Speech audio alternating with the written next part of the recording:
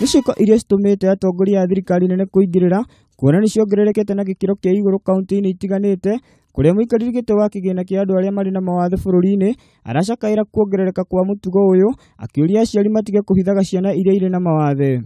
Shilingi milioni 200, 200 million shillings, na ndio hiyo tunatumia maximum donation per project ikiwa ni 2.5. Naweka capping ya hiyo 2.5 kwa sababu mahitaji ni mingi.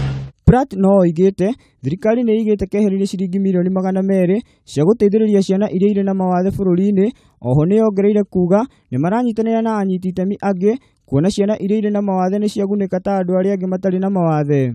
Tafadhalini ambieni jirani zenu wawalete kama shule kama hii ndio wafundishwe hata kama ni kidogo.